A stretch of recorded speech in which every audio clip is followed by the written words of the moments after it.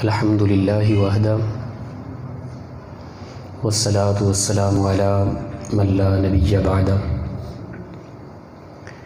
انتہائی واجب القدر علماء کرام، معزز سامعین، اللہ تعالیٰ ارشاد فرماتا ہے قل، اے محبوب اعلان کر دو دنیا میں، ان کنتم تحبون اللہ، اگر تم اللہ سے محبت کا دعویٰ کرتے ہو، تم اللہ سے محبت کرتے ہو تو یحببکم اللہ، میرے محبوب کی اتباع کرو، فاتبعونی یحببکم اللہ، میرے محبوب کی اتباع کرو، خود خدا تمہیں اپنا محبوب بنا لے گا۔ سبحان اللہ۔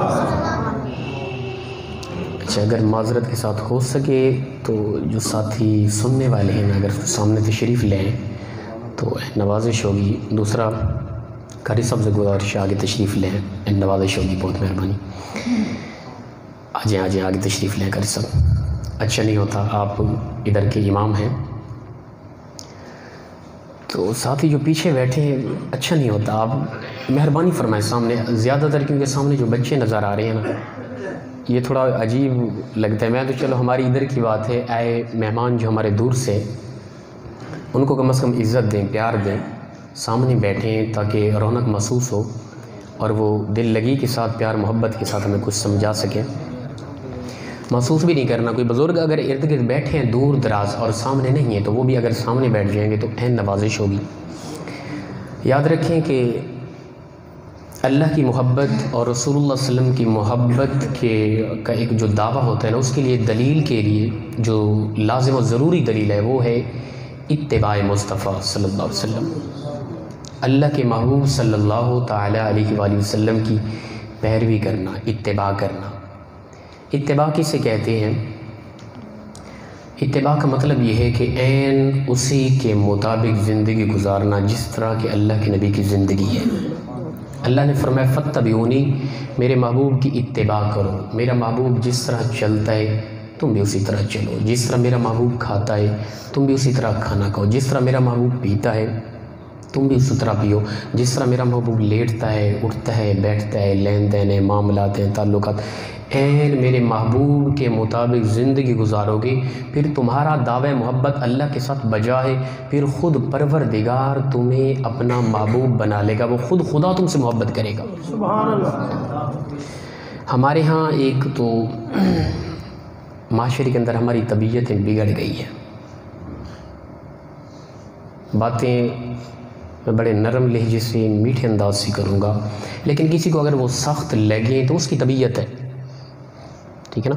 ہماری سوچ، فکر، طبیعت ایسی بگڑی کہ ہم نے اسلام کو، عشق رسول کو محض ایک خوبصورت آواز کو عشق رسول سمجھا، اور دوسرا یہ ہے کہ محض ایک آواز بھی خوبصورت جو ہے نا وہ بھی ایک اللہ تعالیٰ کی نعمت ہے۔ اللہ کے انبیاء بھی جب اپنی کتابوں کی تلاوت کرتے تھے تو ساتھ پہاڑ بھی جھوم جاتے، وہ ایک آواز تھی، خوبصورتی تھی۔ مسئلہ یہ نہیں ہے، مسئلہ یہ ہے کہ ہم لوگ نہیں دیکھتے کہ جو آنے والا ہے، ممبر پہ بیٹھنے والا ہے، اس کا کم از کم ظاہر تو اللہ کے نبی کی اتباع کے مطابق ہونا، اس کا ظاہر تو کم از کم سنت کے مطابق ہونا۔ ہمارے ہاں ممبر و محراب ان لوگوں نے سنبھال لیا جن کا ظاہر بھی دور تک اللہ کے نبی کے مطابق نظر نہیں آتا۔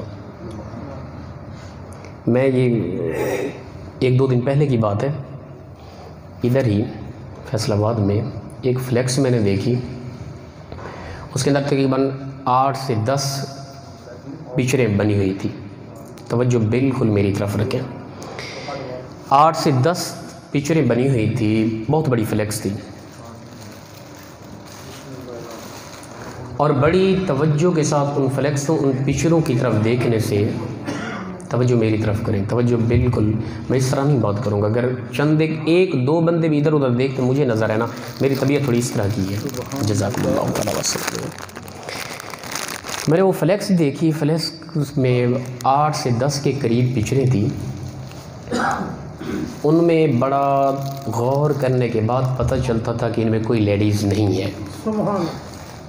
سمجھ آئی نا، بڑی مشکل سے پتہ چلتا تھا ان میں کوئی بھی لیڈیز نہیں، سارے یہ مرد ہی ہیں، وہ ثنا خان مصطفیٰ تھے سارے۔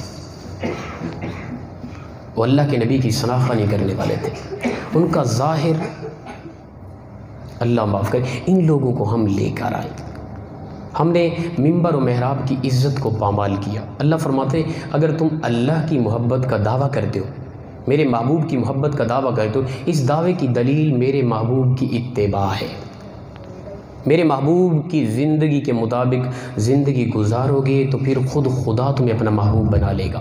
سبحان اللہ۔ ہم آواز پہ فریفتہ ہوئے، ہم نے محض ان لوگوں، ہم نے ٹھیک ہے آواز ایک الگ چیز، یار شکل و صورت ہی دیکھ لیا کریں۔ جو ممبر و محراب پہ کھڑا ہے وہ جو عاشق رسول بن کے تمہارے دلوں میں عشق رسول پیدا کرنے کے لیے آیا ہے، اس کا ظاہری کردار تو دیکھیں، اس کا چہرہ تو دیکھ لیں۔ ہمارے ہاں قبلہ پیر صاحب تشریف فرمائے، پتہ چلتا ہے کہ اللہ کے نبی کا غلام ہے، کوئی چمکتا چہرہ ہے سنت کے مطابق۔ تو تھوڑا سا ہم اپنی طبیعت کو بدلیں، تھوڑا سیریسلی گفتگو، سنجیدگی۔ حضرت کی آواز ہے ماشاءاللہ، آپ لوگوں کو بڑا مزہ آئے گا۔ ویسے بھی ہم زیادہ تر مزہ لینے کے لیے آتے ہیں، محفل ختم ہو جانے کے بعد مختلف تبصرے ہوں گے لوگوں کے، کچھ کہیں گے کہ یار مزہ نہیں آیا، کچھ کہیں گے یار مزہ آیا، مزہ لینے کے لیے محض۔ کاش کہ ہماری سوچ ہوتی، ہماری فکر ہوتی، ہم یہ سوچ کے آتے یار جا رہے ہیں حضرت قبلہ لیہ سے آ رہے ہیں، ہمارے حضرت ادھر کے ہیں، انہوں نے کچھ گفتگو کرنی ہے، بیان کرنا ہے، وہ کچھ دین کی باتیں کریں گے، دین کی باتیں سمجھائیں گے، کوئی اصول زندگی دیں گے، قرآن حدیث بتائیں گے، ان میں سے چند ایک باتیں نوٹ کر لیں گے، وہ زندگی میں اپنانے والی باتیں ہوں گی، ان کو اپنائیں گے۔ ممکنہ صورت ہے کہ آج کی محفل میں چند ایک لیے ہوئے اصولوں کی وجہ سے ہماری دنیا اور آخرت کی زندگی خوبصورت ہو جائے۔ یہ سوچ دور تک کہیں نظر نہیں آتی ہمیں۔ تو خدا کے لیے اپنی طبیعت کے اندر تھوڑی سی تبدیلی لائیں۔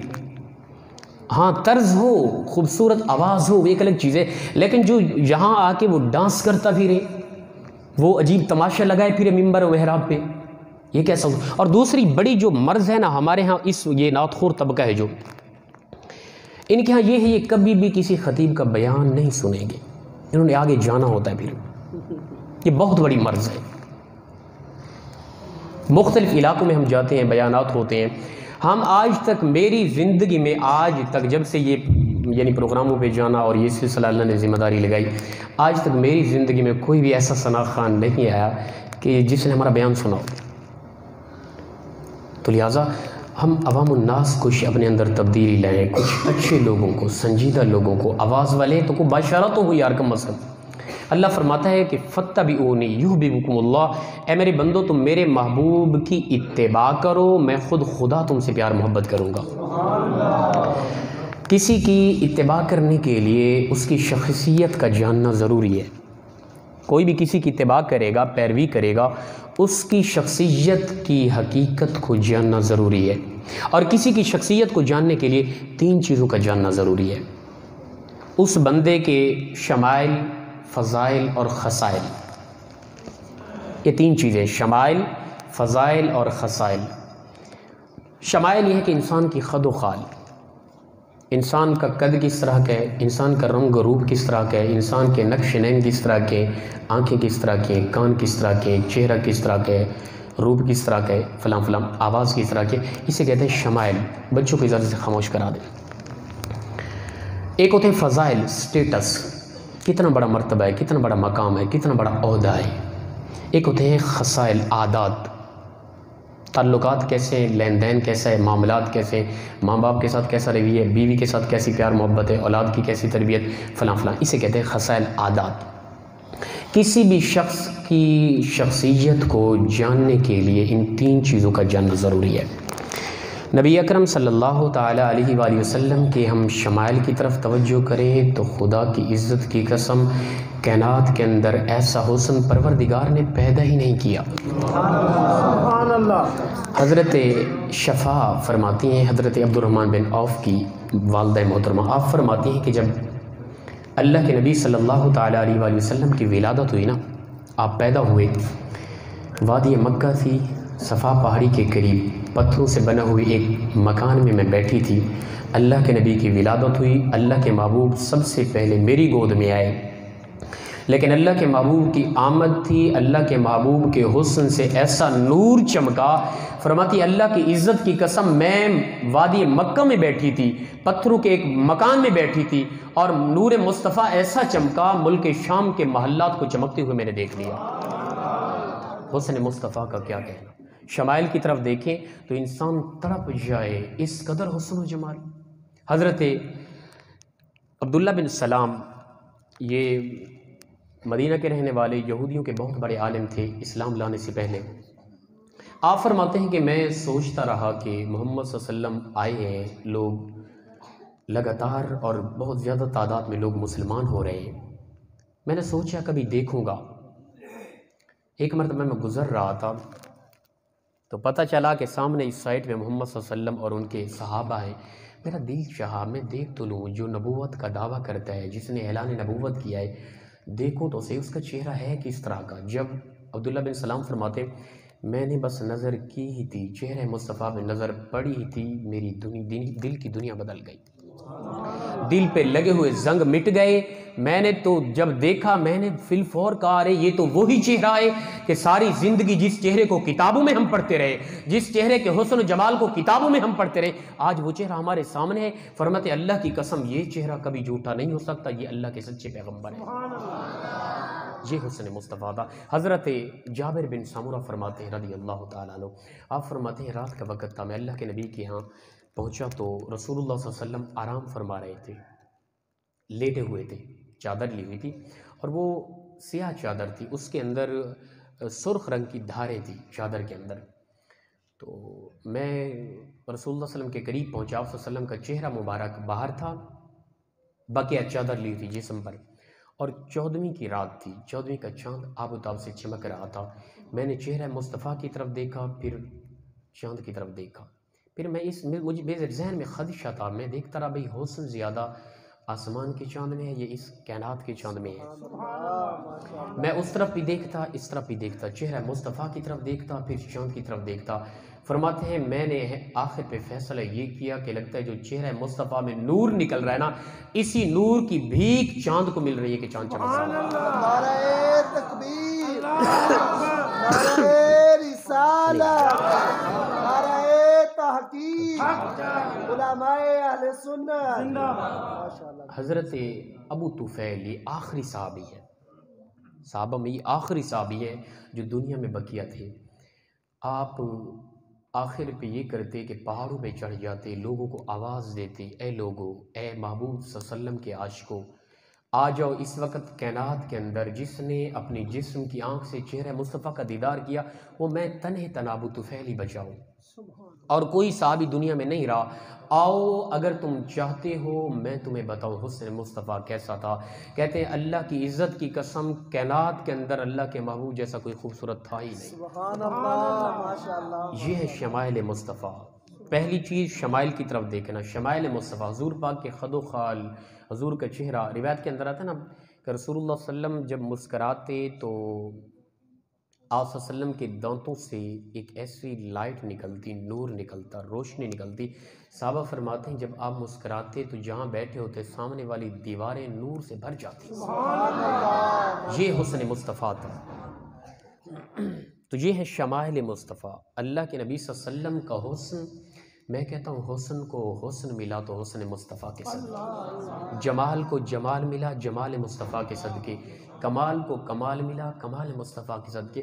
کائنات کا سارا، ابو ہریرہ فرماتے ہیں ما رأیت شیئا احسن من رسول اللہ۔ علماء موجود ہیں جانتے ہیں شیئا لفظ ما رأیت شیئا احسن من رسول اللہ، فرماتے ہیں کہ میں نے اللہ کے نبی جیسی کوئی بھی خوبصورت چیز نہیں دیکھی، حالانکہ مماثلت دینی تھی انسان کے ساتھ، کہتے تو یہ کہ میں نے رسول اللہ صلی اللہ علیہ وسلم جیسا کوئی خوبصورت انسان نہ دیکھا، لیکن ابو ہریرہ فرماتے ہیں انسان سے ہٹ کے پھول کلیاں بھی تو خوبصورت ہے نا، سبز پہاڑ بھی تو خوبصورت ہے نا، آسمان کی بلندیاں بھی تو خوبصورت ہے نا، کائنات کے اندر انسان سے ہٹ کے بھی تو حسن و جمال ہے نا۔ ابو ہریرہ نے بات ہی ختم کر دی، فرماتے ہیں ما رأیت شیئا احسن من رسول اللہ، فرماتے ہیں میں نے کائنات کے ذرے ذرے کے حسن کو جمع کیا، لیکن جو حسن مصطفیٰ ہے نا کائنات کے سارے حسن کو حسن مصطفیٰ سے بھیک ملتی ہے۔ شمائل مصطفیٰ کمال ہے۔ وہ کسی نے کہا کہ زندگیاں ختم ہوئی اور قلم ٹوٹ گئے، لیکن تیرے اوصاف کا ایک باب بھی پورا نہ ہو سکا۔ پہلی چیز ہے شمائل مصطفیٰ، دوسرے ہیں فضائل مصطفیٰ۔ فضائل کے حوالے سے دیکھیں، حضرت اما آمنہ فرماتی ہیں کہ جب اللہ کے محبوب صلی اللہ علیہ وسلم میرے رحم میں تھے تو میں جہاں سے گزرتی کائنات کا ذرہ ذرہ میرے سامنے جھک جاتا۔ وہ پہاڑ ہیں، وہ پتھر ہیں، وہ سمندر ہیں، وہ درخت ہیں، شجر، کائنات کی ہر چیز میرے سامنے میرا ادب کرتی، جھک جاتی، پتھر میرے نیچے آ کے موم ہو جاتے، نرم ہو جاتے۔ حضرت عباس رضی اللہ تعالیٰ عنہ نے عرض کی، یا رسول اللہ، جب آپ چھوٹے تھے، پنگوڑے میں جھول رہے ہوتے تھے، میں دیکھتا کہ آپ کی انگلی جہاں ہلتی چاند اسی طرف دوڑتا رہتا، اس کی کیا وجہ؟ اللہ کے نبی نے فرمایا، دراصل وہ میری ماں مجھے باندھ کے رکھتی تھی۔ یہ ایک ہوتا ہے طریقہ، بچوں کو ماں باندھ کے رکھتی ہے۔ ہمارے ہاں بھی علاقے میں یہ اپنا طریقہ ہے، آپ کے ادھر ہے یا نہیں؟ بچہ جب چھوٹا ہوتا ہے نا تو وہ روتا ہے اور ڈرتا ہے۔ ہماری ماں تو آج بھی یہی کہتی ہے کہ بیٹا جب بچے کو باندھ کے رکھتے ہیں نا کپڑے کے ساتھ تو بچہ ڈرتا نہیں ہے، پھر اس لیے باندھا جاتا ہے۔ واللہ بہتر جانے کیا کیا وجوہات ہوتی ہیں باندھنے کی۔ عرب معاشرے میں بھی شروع میں یہی تھا کہ کپڑے کے ساتھ بچے کے ہاتھ پاؤں کو باندھ کے رکھتے تھے۔ اللہ کے نبی فرماتے ہیں، اے چاچا، جب میری ماں مجھے کپڑوں کے ساتھ باندھ کے رکھتی تھی نا تو مجھے ہلکی سی تکلیف ہوتی اور قریب ہوتا کہ میں رونے کی۔ اللہ تعالیٰ آواز دیتا، اے چاند دیکھ میرا محبوب رونے کے قریب ہے، میرے محبوب کے ساتھ گفتگو بھی کر، میرا محبوب انگلی کا جس طرف اشارہ کرے تو کھلونا بن کے چاند اسی طرح دوڑتا رہے۔ تو فضائل مصطفیٰ کائنات کے اندر، جبرائیل رک گئے، یا رسول اللہ آگے ایک ذرہ برابر بھی گیا میرے پر جل کے راکھ ہو جائیں گے، آگے آپ ہی جا سکتے ہیں۔ امام الانبیاء ہیں، بیت المقدس میں تمام انبیاء موجود تھے، اللہ کے نبی آگے ہوئے، نماز پڑھائی۔ فضائل، سٹیٹس، روزانہ صبح کے وقت واضح حدیث پاک ہے، صبح کے وقت اللہ کے نبی کے روزے پر 70,000 فرشتہ نازل ہوتا ہے، جو اللہ کے نبی کے روزے پر آ کر درود و سلام پڑھتا ہے۔ وہ شام کو چلا جاتا ہے، شام کو اور فرشتے آتے ہیں 70,000، وہ صبح تک درود و سلام پڑھتے ہیں، وہ صبح چل جاتے ہیں، پھر اور آتے ہیں، وہ شام تک پڑھتے ہیں۔ اسی طرح لگاتار تا قیامت، جتنا دن ہے، جتنی راتیں ہیں، جتنا صبح ہیں، جتنی شامیں ہیں، ہر ایک صبح ہر ایک شام کو لگاتار روزانہ 70,000 فرشتے صبح 70,000 شام کو نازل ہوتے رہیں گے، اور جو آج صبح آئے وہ قیامت تک ان کو دوبارہ باری نہیں ملے گی کہ وہ روزہ رسول پر آ کر درود و سلام پڑھ سکے۔ فضائل مصطفیٰ کمال ہے۔ تو پہلے ہیں شمائل مصطفیٰ، پھر ہیں فضائل مصطفیٰ، تیسرے ہیں خصائل، عادات مصطفیٰ صلی اللہ علیہ وسلم۔ اور یہ تیسرے جو عادات خصائل ہیں، یہ ہے مین چیز جس میں اتباع لازم و ضروری ہے۔ عادات مصطفیٰ، رسول اللہ صلی اللہ علیہ وسلم کا طریقہ کیسا تھا، آپ کیسے جیتے تھے، آپ کا اٹھنا بیٹھنا، آپ کے چل۔ اب مثال کے طور پہ کوئی کہے کہ میں شمائل مصطفیٰ بناؤں گا، اللہ کے نبی کا ناک کتنا پیارا تھا اسی طرح ہم بنا سکتے ہیں؟ نہیں۔ اللہ کے نبی کی رنگت کس طرح کی تھی، ہم اس طرح کر سکتے ہیں؟ نہیں۔ اللہ کے نبی صلی اللہ علیہ وسلم کی اپنا قد کس طرح کا تھا، ان چیزوں سے ہم بالکل ہی پیچھے، یہ ناممکن ہے، اور یہ اس میں اتباع ہے ہی نہیں۔ فضائل میں اور خصائل میں، شمائل میں، خصائل میں اتباع ہے، عادات مصطفیٰ میں۔ ہمارے ہاں کتنی عادتیں جو اللہ کے نبی صلی اللہ علیہ وسلم، اچھا اپنا خصائل مصطفیٰ میں جن چیزوں میں ہم نے اتباع کرنی ہے نا، وہ بھی 3 قسم کی ہیں۔ اعمال مصطفیٰ میں اتباع ہے، رسول اللہ صلی اللہ علیہ وسلم کس طرح کا لباس پہنتے تھے، کس طرح سوتے تھے، کس طرح اٹھتے تھے، کس طرح کھانا کھاتے تھے، فلاں فلاں۔ اسی طرح اخلاق مصطفیٰ، اعمال مصطفیٰ، اخلاق مصطفیٰ، رسول اللہ صلی اللہ علیہ وسلم کا تعلق کیسا تھا، بیویوں کے ساتھ، بچوں کے ساتھ، قریبی ہمسایوں کے ساتھ، ماں باپ کے ساتھ، صحابہ کے ساتھ، یہ ہے اخلاق مصطفیٰ۔ تیسرا ہے احوال مصطفیٰ، رسول اللہ صلی اللہ علیہ وسلم کے دل کی کیفیت۔ نیچے والا درجہ ہے اعمال مصطفیٰ، سفید لباس پہنے، یہ پسندیدہ ہے رسول اللہ صلی اللہ علیہ وسلم کا۔ اللہ کے نبی صلی اللہ علیہ وسلم مسواک کرتے تھے، اللہ کے نبی صلی اللہ علیہ وسلم پگڑی امامہ پہنتے تھے۔ یہ جو عام جنہیں سنت ہدا اور زوائد جو قسمیں ہیں، یہ ہیں اعمال مصطفیٰ، یہ پہلا درجہ ہے رسول اللہ صلی اللہ علیہ وسلم کی اتباع کرنے کے حوالے سے۔ دوسرا درجہ ہے اپنا اخلاق مصطفیٰ صلی اللہ علیہ وسلم، یہ بلند درجہ ہے، درمیانہ۔ رسول اللہ صلی اللہ علیہ وسلم کا طریقہ لوگوں کے ساتھ کیسا تھا، اللہ کے نبی صلی اللہ علیہ وسلم کس طرح لوگوں کو پیار دیتے تھے۔ حدیث پاک کے اندر آتا ہے کہ رسول اللہ صلی اللہ علیہ وسلم مسجد میں تشریف فرما تھے، گرمی کی شدت تھی، ایک خاتون آئی مدینہ میں، مجنونہ تھی، اس کا ذہنی توازن ٹھیک نہ تھا، وہ آئی، اللہ کے نبی کا ہاتھ پکڑا، لے کر باہر چلی گئی، رسول اللہ صلی اللہ علیہ وسلم چل پڑے، وہ چلتی چلتی گلیاں گھماتی ایک چٹیل میدان میں کھڑے ہو کے وہ اپنی باتیں سنا رہی ہیں، لگاتار لگی ہوئی ہے، کئی لمحے بیت گئے، صحابہ کرام پریشان، کسی نے آ کے عرض کی، فدا کا بھی و امی یا رسول اللہ، میرے ماں باپ آپ کے قدموں میں قربان ہو جائے، یہ مجنون ہے، یہ پاگل ہے، اس کا ذہنی توازن ٹھیک نہیں ہے، آپ اس مجنونہ کی باتیں لگاتار سن رہے ہیں، نہ آپ نے نالین مبارک لی، نرم جسم ہے، نرم پاؤں ہے، نبوت ہے، اس قدر حسن ہے، گرم دھوپ ہے، تپتی ریت ہے یا پتھر ہے، گرمی کی شدت ہے، آپ لگاتار کھڑے ہیں، ان کی باتیں سن رہے ہیں، اس کو دور کریں، آپ اندر ہیں۔ اللہ کے نبی صلی اللہ علیہ وسلم نے فرمایا، اس نے کہا یا رسول اللہ اس کی کوئی بھی نہیں سنتا پورے مدینے میں، یہ تو مجنونہ ہے۔ اللہ کے نبی صلی اللہ علیہ وسلم نے بڑے دکھ بھرے انداز میں، محبت بھرے انداز میں فرمایا، اے میرے صحابہ، جس کی پورے مدینہ میں کوئی نہیں سنتا، کیا میں محمد بھی اس کی نہ سنوں؟ سبحان اللہ، سبحان اللہ۔ یہ ہے اخلاق مصطفیٰ، ایک مجنونہ تھی، ایک ذہنی توازن ٹھیک۔ ہم دیکھیں ہماری بد اخلاقی کی وجہ سے کتنی مائیں آج اداس ہیں، کتنی باپ آج پریشان ہیں، کتنی مائیں ہیں جن کے زاروں قطار آنسو جاری ہیں اولاد کی بد اخلاقی کی وجہ سے۔ اللہ کے نبی صلی اللہ علیہ وسلم نے فرمایا کہ اگر میری ماں زندہ ہوتی اور میں محمد نماز عشاء پڑھا رہا ہوتا، سورہ فاتحہ پڑھ چکا ہوتا، میرے پیچھے میرے جلیل القدر صحابہ ہوتے، سورہ فاتحہ پڑھ چکا ہوتا، فرض نماز جماعت کرا رہا ہوتا، میری ماں زندہ ہوتی، پردے کے پیچھے وہ مجھے آواز دیتی، بیٹا محمد، اللہ کی عزت کی قسم میں نماز چھوڑ کے جواب دیتا، جی ماں میں حاضر ہوں۔ سبحان اللہ۔ یہ امت کو سبق تھا۔ آج کتنی مائیں اداس ہیں، آج کتنی مائیں پریشان ہیں، ہمارے سخت لہجے سے، ہماری زبان کی کڑواہٹ سے کتنی مائیں اداس ہیں، کتنی مائیں پریشان ہیں آج۔ یہ اخلاق مصطفیٰ ہے۔ اللہ کے نبی صلی اللہ تعالیٰ علیہ وآلہ وسلم خانہ کعبہ میں نماز نفل ادا کرنے کے لیے اندر جانے لگے تو اس وقت عثمان بن ابی طلحہ بعد میں فتح مکہ کے بعد یہ ایمان لائے، تو ان کے پاس چابیاں تھیں خانہ کعبہ کی، تو انہوں نے دیکھا کہ محمد صلی اللہ علیہ وسلم بھی لین میں لگے ہوئے ہیں اور یہ خانہ کعبہ میں جا کر نفل ادا کرنا چاہتے، انہوں نے جا کے اللہ کے نبی صلی اللہ علیہ وسلم کو یہاں سے پکڑا، کپڑے سے کھینچ کر باہر کر لیا، کہا ہے کہ محمد تجھے کس نے اجازت دی تو بھی اندر جا کے نماز ادا کر، تو نفل پڑھنے کے لیے اندر جا رہا ہے، تجھے کس نے اجازت دی؟ اللہ کے محبوب نے فرمایا، اے عثمان یہ بتا ہر خاص و عام جا سکتے ہیں، میں محمد کیوں نہیں جا سکتا؟ کہا ہے محمد ہر خاص و عام کو اجازت ہے، لیکن تجھے اجازت نہیں کہ تو خانہ کعبہ میں اندر جا کے، کیونکہ اللہ کے نبی نے اس وقت اعلان نبوت کر دیا تھا نا، یہ لوگ دشمن تھے۔ اللہ کے نبی نے بڑے سنجیدہ انداز میں فرمایا، عثمان یاد رکھ وہ کیسا دن ہوگا جب مکہ فتح ہو جائے گا، چابی میرے ہاتھ میں ہوگی، حتیم کعبہ ہوگا، تو میرے سامنے ہوگا، ہم مکہ فتح کر لیں گے، میں ایک عظیم لیڈر فاتح ہوں گا، تو مجبور ہو کے میرے سامنے کھڑا ہوگا، زاروں قطار رو رہا ہوگا، خانہ کعبے کی چابی میرے ہاتھ میں ہوگی، میں محمد چاہوں گا تجھے دوں گا، چاہوں گا نہیں دوں گا۔ عثمان نے کہا کہ محمد صلی اللہ علیہ وسلم بڑی عجیب دن ہوگا وہ کہ جس دن تو ہم پر حاوی ہو جائے گا اور مکہ تو فتح کر لے گا، یہ ناممکن ہے، یہ تیری محض سوچ ہے۔ لیکن وقت گزرا، دن رات گزرتے رہے، وقت آیا، مکہ فتح ہو گیا۔ اللہ کے نبی نے حضرت علی کو حکم فرمایا، اے علی جا عثمان بن ابی طلحہ سے چابیاں لے کے آ۔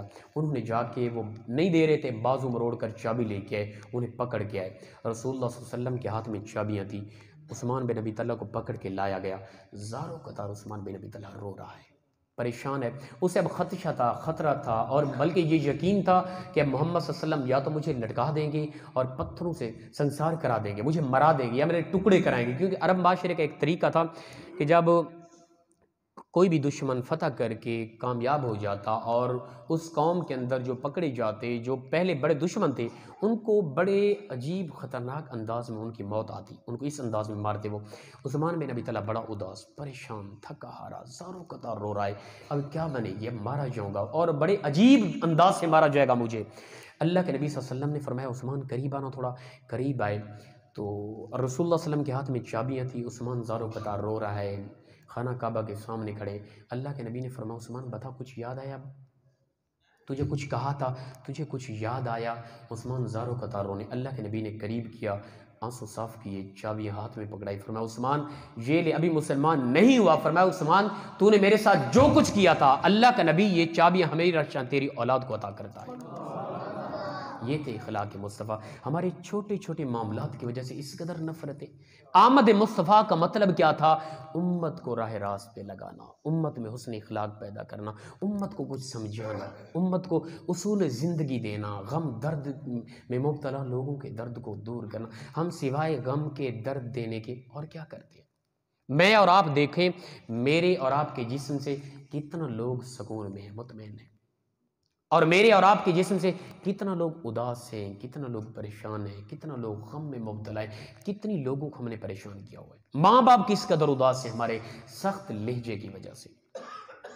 تو لہٰذا اللہ کے نبی تشریف لائے اپنی امت کو راہ راست پہ لگانے کے لیے۔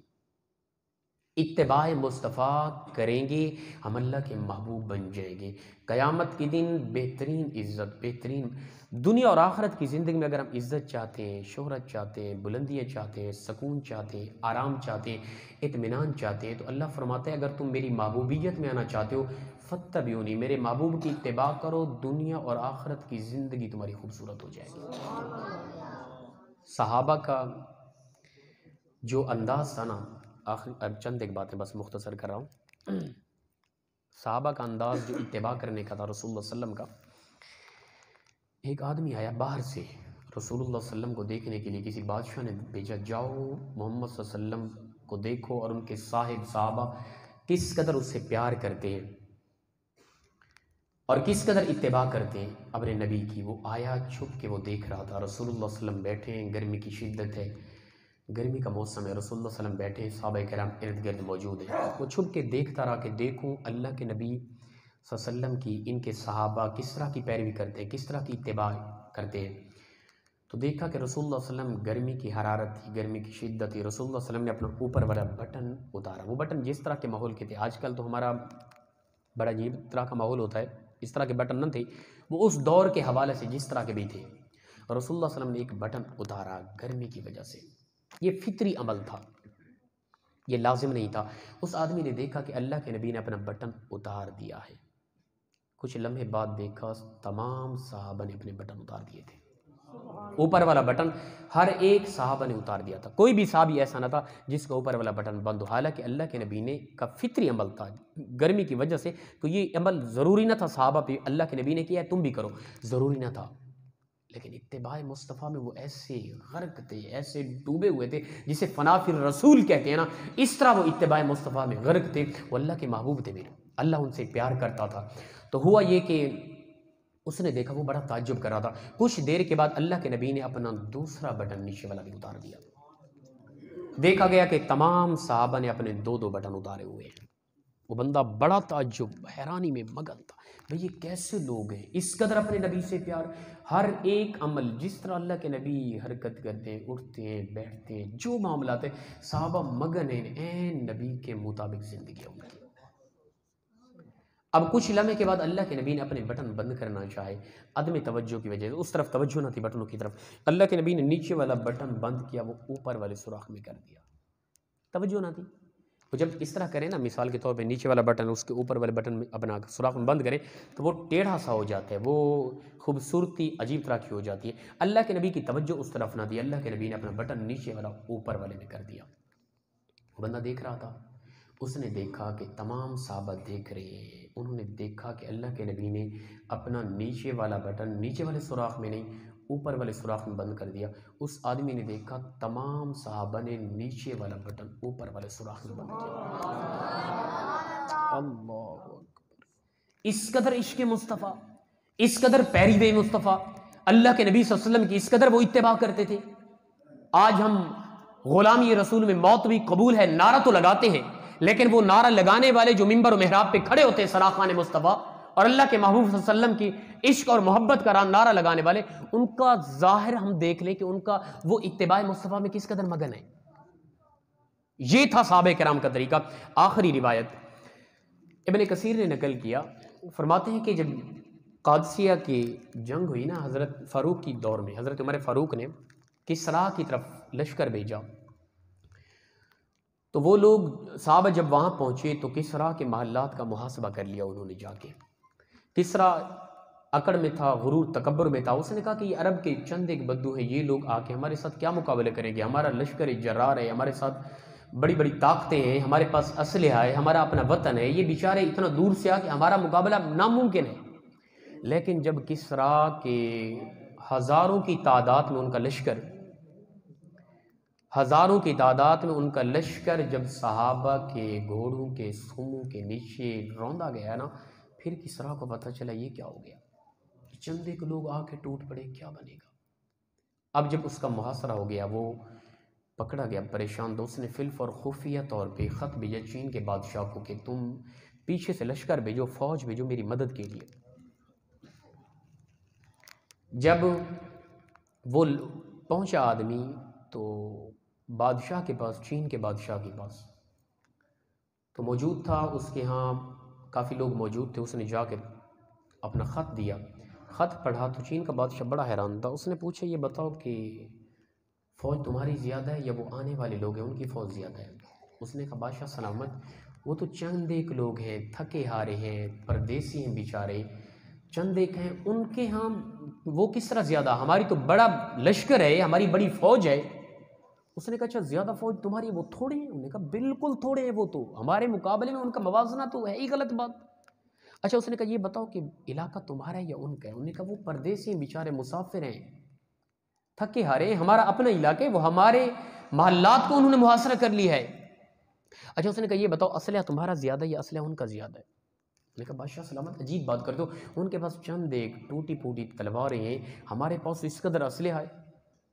بادشاہ نے ماتھا پکڑ لیا، بھئی وہ کیسے لوگ ہیں؟ عرب کے چند ایک لوگ آ کے وہ تم پر ٹوٹ پڑے، انہوں نے آ کے تمہارا یہ حشر کر دیا کہ تمہارے محلات کا محاصرہ کر دیا، تم لوگ مجبور ہو کہ میرے پاس آ کے مدد مانگنے کے لیے. یہ کیا معاملہ؟ وہ کیسے لوگ ہیں؟ ان کے پاس یہ طاقت کہاں سے آئی؟ اسی مجلس کے اندر ایک پڑھا لکھا پادری بیٹھا تھا. اس نے کہا بادشاہ سلامت اگر مجھے اجازت ہو تو میں اس بندے سے ایک سوال کر لوں؟ بادشاہ نے کہا کرو. وہ جو نمائندہ آیا تھا نا کسریٰ کا، اس پادری نے پوچھا یہ بتاؤ کہ وہ جو چند ایک لوگ عرب کے آ کے تم پر ٹوٹ پڑے، تمہارے لشکر جرار کو اپنے گھوڑوں کے سوموں میں انہوں نے روند کے رکھ دیا ہے، وہ لوگ بتاؤ ان کے جینے کا طریقہ کیسا ہے؟ کیا وہ مختلف زندگی ہیں ان کی یا ایک طرح جیتے ہیں؟ کیا وہ ایک وقت میں اٹھتے ہیں بیٹھتے ہیں، ایک طرح کا انداز ہے، یا کبھی کوئی کس وقت اٹھ رہا ہے، کوئی کس وقت اٹھ رہا ہے، کسی کا کس طرح کا لباس ہے، کسی کا کس طرح کا، یہ تھوڑا سا ان کا انداز زندگی بیان کرو. تو وہ جو بندہ تھا اس نے کہا کہ ان لوگوں کا انداز بالکل ایک طرح کا ہے، وہ لگتا ہے ایک ہی آدمی کی زندگی کو فالو کرتے، ان کا چلنے کا، پھرنے کا، اٹھنے کا، بیٹھنے کا، کھانے کا، پینے کا، لین دین کا، معاملات کا، مسکرانے کا، زندگی کا ہر لمحہ، ہر سانس لگتا ہے ایک ہی انداز کی ہے. اس نے اپنے بادشاہ کی طرف متوجہ ہو وہ پادری، اس نے کہا بادشاہ سلامت یہ جو بندہ جن لوگوں کی بات کر رہا ہے نا، یہ وہ لوگ ہیں، آپ تو اپنی فوج محض بھیج دیں بلکہ پوری کائنات مل کر بھی ان چند ایک لوگوں کا مقابلہ نہیں کر سکتی. بادشاہ حیران ہوا کہ وجہ کیا ہے. اس نے کہا بادشاہ سلامت اصل وجہ یہ ہے، یہ جن لوگوں کی بات کر رہا ہے یہ محمد رسول اللہ کے غلام ہیں اور یہ اپنی نبی کی پیروی کرنے والے، اپنی نبی کی اتباع کرنے والے ہیں. جب تک یہ اپنی نبی کی زندگی کے مطابق زندگی گزارتے رہیں گے، ان کے بازوں کے اندر، ان کے سینوں کے اندر، ان کی آنکھوں کے اندر، ان کے کانوں کے اندر اللہ کی طاقت حلول کر جائے گی. ارے جن کے بازوں میں قدرت الہی ہو، اللہ کی طاقت ہو، ان کے ساتھ مخلوق مقابلہ کیسے کر سکتی ہے؟ ان سے ٹکرانا یہ جو عرب کے چند ایک بدو جنہیں سمجھ رہے ہیں آپ، چند ایک لوگ سمجھ رہے ہیں، ان سے پوری کائنات مل کر بھی ٹکر نہیں لے سکتی، اس لیے کہ ان کے بازو میں اللہ کی طاقت حلول کر گئی ہے. ان لوگوں سے پوری کائنات مل کر بھی نہیں لڑ سکتی. بادشاہ نے کہا کہ اچھا بتاؤ اس کا کوئی حل بھی ہے؟ ان کو شکست دینے کا، ہارانے کا کوئی طریقہ، کوئی سلیقہ، کوئی انداز، کوئی ممکنہ صورت ہے؟ اس پادری نے جو جواب دیا نا، آج اگر ہمارے دلوں میں تھوڑا سا نور ایمان ہے، خدا کی قسم ہم تڑپ جائیں گے، ہم روئیں، ہم چلائیں، ہم چیخ و پکار کریں، ہم اپنی زندگی پہ تڑپ جائیں، رو رو کے مر جائیں. اس پادری نے کیا کہا؟ اس نے کہا بادشاہ سلامت ایک ہی طریقہ ان کو ہرانے کا، اگر چاہتے ہو کہ یہ سارے امت پوری کفر کے سامنے سجدریز ہو اور کفر کے سامنے مجبور ہو، لاچار ہو، غریب ہو، بیچاری ہو، اسلام مجبور ہو جائے، ایک ہی طریقہ ہے. وہ کیا ہے؟ اس نے کہا کہ ان لوگوں کے دلوں سے عشق رسول نکال دیا جائے. محض ان کا نعرہ، ان کی یہاں نعرہ بازی ہو، غلامی رسول میں موت بھی قبول ہے، لیکن پیروی مصطفیٰ کا نور دور تک بھی جھلکتے ان کے یہاں نظر نہ آئے. ان کی، میں ان الفاظ میں کہوں تو یہ بجا نہ ہوگا، ان کی سٹیجوں پہ ایسا جنون اور عشق جھلکتا نظر آئے، دعوے عشق ان کا ایسا ہو صحابہ سے بھی زیادہ، لیکن ان کا کردار ظاہر ان کا بھی اللہ کے نبی کے خلاف ہو. جب یہ وقت آن پہنچے گا پھر دوبارہ یہ مجبور ہوں گے، یہ لاچار ہوں گے، ان کے اسلام پر حملے کیے جائیں گے، ان کے نبی کے خاکے کچھ بھی کیا جائے گا نا، یہ کچھ بھی نہیں کر پائیں گے. آج ہم اللہ کے نبی کے طریقے کو چھوڑ چکے ہیں. آج میں اور آپ اپنا کردار دیکھیں، اپنا انداز زندگی دیکھیں، کس قدر ہم کس انداز سے جی رہے ہیں. پھر کس طرح فرانس سے فلاں سے ہمارے نبی کے خاکے، ہمارے اسلام پر حملے کس طرح نہ ہو. وگرنہ ایک عمر فاروق کی ایسی پاور تھی، ایسا روب و دبدبا تھا کہ عمر اپنے مدینہ میں ایک درخت کے سائے کے نیچے اینٹ کا سرانہ بنا کر ریت پر سوئے. عمر کا ایسا روب تھا کہ کیسر و کسریٰ اپنے محلات میں اپنے تخت میں بیٹھ کے عمر کا نام سن کر تھر تھر کانپتے نظر آتے. یہ کیا تھا؟ ایمانی طاقت تھی. وہی کلمہ ہمارے پاس ہے، وہی قرآن ہمارے پاس ہے، وہی ایمان ہمارے پاس ہے. سب کچھ ہونے کے باوجود وجہ کیا ہے؟ اتباع مصطفیٰ چھوڑ گئی ہم سے، عشق رسول ہمارے دلوں سے نکال دیا گیا ہے. خدا کے لیے ہم کوشش کریں اپنی طبیعتیں بدلیں، کم از کم ممبر رسول کو تو کچھ اس کی عزت کو پامال تو نہ کریں. سنجیدہ لوگ لائیں، اچھے لوگ لائیں، طرز والے لائیں، لیکن شکل و صورت تو کچھ ہو. کل یہ 2-3 دن پہلے کی بات ہے، ادھر فیصل آباد میں پروگرام تھا تو میں گیا تو ہمارے قاری صاحب ہیں، بڑے سنجیدہ بہترین قاری صاحب ہیں. انہوں نے تلاوت کی. تلاوت کرنے کے بعد ٹوٹل جتنا بھی بقیہ ان کا سٹاف تھا نا، ماشاءاللہ وہ بس اللہ معاف کرے ان کی شکلوں سے وہ نہ لگتا تھا مسلمان ہیں، یہودی ہیں، کون ہے. وہ ثنا خان تھے ہمارے. یہ کون کراتے ہیں؟ کون؟ ہم لوگ لے کر آنے والے نہیں ہیں. کیا قیامت کی دن ہم سے پوچھا نہیں جائے گا کہ اللہ کے نبی نہیں پوچھیں گے کہ میرے ممبر کی عزت کو پامال تم نے کیا تھا؟ کون لے کر آتے اس طرح کے لوگوں کو؟ میں پوچھتا ہوں. خدا کے لیے محض آواز پہ فریفتہ نہ ہو، کوئی شکل و صورت بھی دیکھ لیا کرے. یہ باتیں اگرچہ بعد میں عجیب تبصرے ہوں گے، یہ باتیں کرنے والی ہیں، سمجھانے والی ہیں. عشق رسول محض آواز کا نام نہیں ہے. عشق رسول کو ہم نے مذاق بنا رکھا ہے. کیا یہ لوگ عاشق رسول ہیں؟ انہوں نے آ کے ہمارے ان جوانوں کے اندر، ہمارے بزرگوں کے اندر عشق رسول پیدا کرنا ہے، جن کا ظاہر بالکل یہود و نصارہ والا ہے. یار خدا کے لیے کچھ ہم اپنی تربیت کریں، اپنے اندر ایک سنجیدگی پیدا کریں، اپنی طبیعت کو بدلیں تھوڑا سا. تو ہوا یہ کہ وہ ٹوٹل اس طرح کا طبقہ تھا. وہ جو نقیب تھا نا، وہ بھی اس کا انداز تو کمال تھا ماشاءاللہ. پھر وہ قاری صاحب نے تلاوت کی تو اس کے بعد میں نے کہیں جانا تھا، پھر ہم نے کہا کہ پہلے بیان ہو جائے. تو قاری صاحب نے صرف وہ سنجیدگی کے ساتھ اس نقیب کو کہا ہی تھا. وہ ایسا زبان درازی اس نے، اللہ معاف کرے کیا زبان تھی اس نے کہا آپ کا کام ہو گیا، آپ زبان بند کر کے بیٹھے. اور وہ جو یہ نقیب لفظ کہہ رہا تھا نا ہماری موجودگی میں، وہ جو لفظ کہہ رہا تھا اس طرح کے، وہ ایک مسجد کے بہترین قاری ہیں. میں ان کا نام لوں تو آپ جانتے بھی ہیں، مناسب رہیے، بہترین قاری، لیکن ان کا بدتمیزانہ لہجہ اللہ معاف کرے. ان لوگوں کو ممبر رسول پہ کون لے کر آیا؟ میں پوچھتا ہوں کون ذمہ دار ہے؟ خدا کے لیے اپنی مزاج کو بدلے. اللہ پاک سے دعا ہے پروردگار ہم سب کو عمل کی توفیق عطا فرمائے. وآخر دعوانا